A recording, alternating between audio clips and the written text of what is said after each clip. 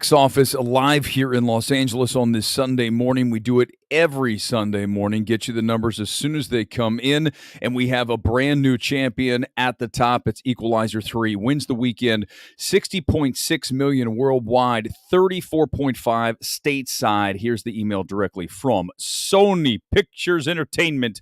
It tops the box office with 60 million, and if you look at this like-for-like market, they like to talk about that. What that means is in countries where Equalizer 3 opened just as 2 did, this film is 19% ahead of Equalizer 2. So it's a strong opening, another point towards the box office being there for films that people have at least marginal interest in. I mean, Equalizer 3 is obviously not Barbenheimer.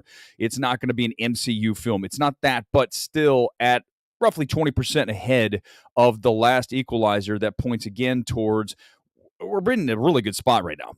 The problem's going to be over the next several weeks, as we know, is there's not a lot of quality product coming.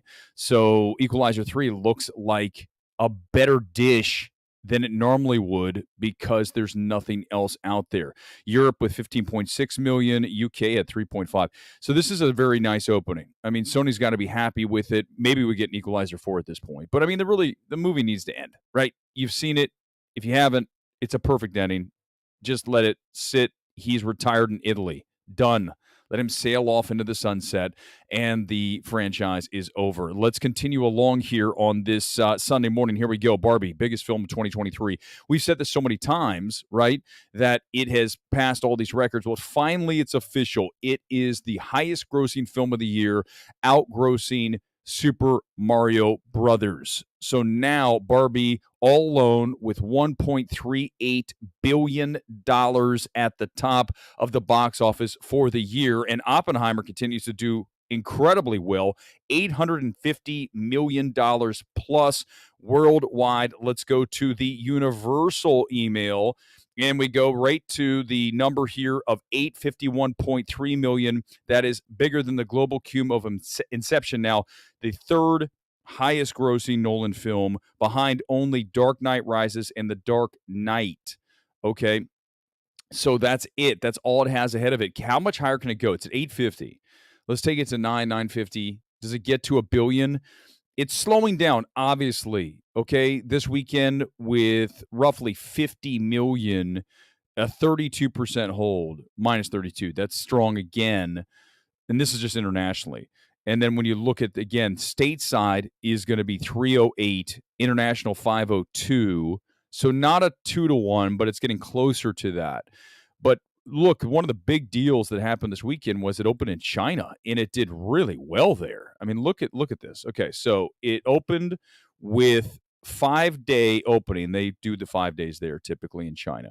30.3 million, which finally took down the local blockbuster that I had a chance to see here. It's at AMC and Regal nationwide here in the States. No More Bets. I like the film. It's another option for you this weekend. But that's impressive to see him go, and we're talking about Nolan, go in there and do this again. And look here, this is above the openings. Oppenheimer in China is above Guardians 3, Mission Impossible, Dead Reckoning, Ant-Man 3, Spider-Man Across the Spider-Verse, Barbie. It's bigger than all those films. It's the second biggest opening for a Chris Nolan film in that market. Only Interstellar did better. Okay, we know the China market loves sci-fi, big tentpole films. So obviously Interstellar is going to track better over there. But still, it's not that far behind. I mean, it's only 18% behind. So that's another big deal here this weekend. How much higher does it go? Let's do the domestic box office. And it's important to note that as we look at these numbers, we have a 4-day weekend in play, Labor Day tomorrow. So you're going to get a really nice Monday for a lot of these films. People are off, and that also includes, people forget about Sunday night. You know, typically Sunday night people pack it up, they go to bed earlier, they got to work on Monday. Now tonight, first of all, you don't have NFL football. You got a good college game, LSU, FSU, but you don't have NFL, so you end up with a substantial amount of people going to the movies tonight. So look here, this is what Sony has: Equalizer at over 40 million for the 4-day. And this is the top 10 3-day. Let's just do it. Equalizer number 1 with 34.5. Barbie right behind at 10.6, down only 30%. Blue Beetle down 40%. But it only has $56.5 million banked stateside. Worldwide's not much better. It didn't do jack pretty much anywhere other than Mexico, a few Latin American countries, but that's it.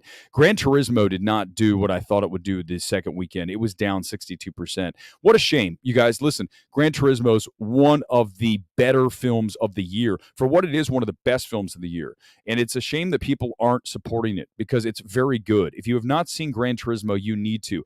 Is it formulaic? Of course it is. But does it do it well? Yes. Neil Blomkamp is back, but the film is not firing, is on all cylinders like we thought it would.